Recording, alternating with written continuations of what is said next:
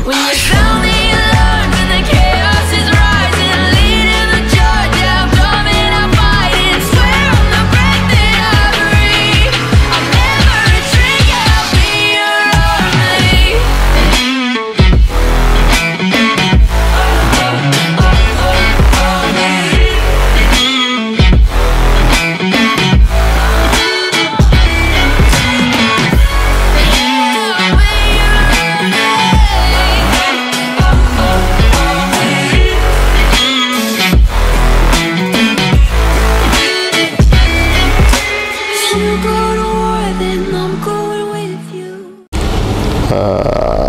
Halo Sobat SRC, ketemu lagi dengan saya Sony Tilaksono dari SRC Lia Minimarket. Nah, kali ini saya mau cerita. Jadi sebenarnya ada beberapa barang dagangan itu yang kalau menurut saya ya bisa diecer dan seharusnya tidak diecer. Artinya dalam artian seperti ini. Jadi sebaiknya tidak diecer itu karena kalau diecer bisa mengakibatkan kerugian bagi toko. Ada beberapa faktor yang bisa memberikan kerugian, nanti saya akan ceritakan ya. Jadi kalau di tempat saya, semisal kayak kopi-kopi gini masih ada yang dijual ecer dan ada yang dijual satu renteng kayak gini. Jadi ke barcode-nya bisa bijian, bisa rentengan. Nah, kalau kayak gini saya anggap masih aman. Kadang karena orang bisa beli bijian saja, tapi hal seperti ini nih resikonya apa? Kan kayak gini kan kita harus nyobek sendiri ya. Kalau kita atau karyawan kita nggak telaten nyobeknya, nanti bisa disobek pakai tangan, nggak pakai gunting, terus akhirnya kemasannya robek, akhirnya kebuka. Nah, itu kan bisa jadi rugi.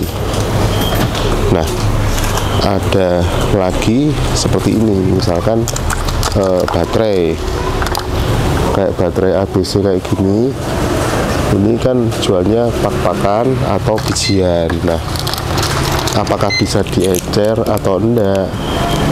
Nah, itu tergantung tokonya masing-masing ya. Kalau di tempat saya kayak gini masih bisa eceran, tapi nanti kita akan review lagi apakah ini merugikan kita atau enggak. Kalau misalkan merugikan ya kita jual yang pak-pakan, atau kalau mau jual ecer kita beli yang seperti ini. Baterai Eveready ini sudah ada yang kemasan satuan kayak gini. Jadi kalau saya lebih prefer, lebih nyaman jualan ecernya yang memang dari produsennya menyediakan kemasan ecer. Terus lagi yang rawan untuk ecer atau tidak, seperti ini. Nah, tapi kalau kayak gini, ini sudah pasti ecer karena jualnya satuan. Nah, ini juga hati-hati ketika nyobeknya. Nyobek kemasannya, kalau itu nanti rusak ya kita akan rugi sih. Tuh. Terus kemungkinan lain yang bakal dijual eceran adalah sampo. Nah, kalau sampo di tempat saya sudah tidak jual ecer, jualnya harus satu pak seperti ini, satu renteng. Jadi kita ruginya itu kayak gini. Jadi nanti kalau kita jual ecer kan tidak semua orang suka tipe misalkan varian ini gitu ya, varian perawatan rambut rontok gitu, misalkan tidak suka varian ini. Nah, jadi akan nyisa gitu loh, nyisa sampai barangnya expired. Jadi mending kalau emang mau beli ya belinya satu renteng. Soalnya apa, kalau nanti nyisa terus lama, terus kena kotor dan segala macam, apalagi nyobeknya tidak benar, nanti hasil akhirnya akan barang rusak dan kita yang rugi. Hal lain yang kemungkinan untuk ecer adalah ini, obat-obatan. Nah, kalau obat-obatan seperti ini kita sudah tidak jual ecer lagi, jadi kita jualnya pak-pakan seperti ini. Jadi kayak obat-obat Mixagrip dan segala macam ini kita sudah tidak jual ecer lagi, jualnya satu pak. Jadi kalau misalkan mau beli, ya mau belinya satu pak itu, karena kalau nanti belinya ecer, apalagi barang-barang obat seperti itu, misal 1 biji atau 2 biji, akhirnya barangnya istilahnya nyelip, hilang atau rusak, kita jadinya rugi. Jadi harapannya kita bisa pilih mana yang bisa diecer, mana yang tidak bisa diecer. Diperkirakan dulu rugi atau enggak nanti ketika kita ngecer. Kalau misalkan emang budaya berbelanja orang itu sudah tidak ngecer lagi, ya udah jangan dipaksakan untuk ngecer. Jadi misalkan kayak rokok aja lah, kita kan mengarahnya ke modern market. Contoh aja modern market. Modern market itu sudah tidak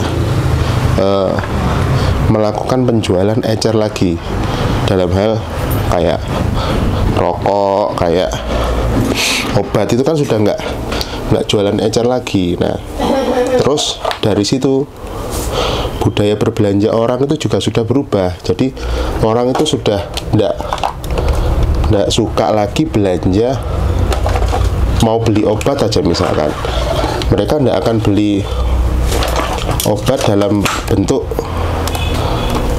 bijian, 1 biji. Mungkin mereka juga sudah ragu istilahnya expired date-nya apakah masih bagus atau tidak, terus barangnya masih bagus atau tidak, itu juga sudah ragu kok. Jadi memang budayanya sudah tidak beli ecer lagi. Jadi kenapa kita masih memaksakan ecer ketika efeknya malah merugikan toko kita. Jadi kesimpulannya, kalau di toko esensial minimarket itu untuk obat kita sudah tidak ngecer lagi, shampoo, deterjen itu sudah, yang deterjen Nenteng ya itu sudah tidak ngecer lagi. Kalau minuman saset itu masih ada yang ecer, ada yang enggak. Untuk baterai dan segala macam itu ada yang ecer, ada yang enggak. Jadi perhitungan lagi habit pelanggannya, terus plus minusnya kalau kita nanti sudah enggak ecer. Ada sih misalkan pelanggannya, loh kok Mbak kok harus beli 1 pak kebanyakan. Nah, kalau memang itu barangnya consumable, jadi sering dipakai, ya ngapain sih harus beli ecer, kan enak beli 1 pak sekalian, nggak usah warawiri dijelaskan seperti itu aja. Itu ya. Jadi hati-hati kalau mau ngecer pun, kalau motongnya kemasannya harus dipotong, itu potong hati-hati biar kita juga tidak rugi kalau barangnya rusak. Demikian, semoga bermanfaat. Salam.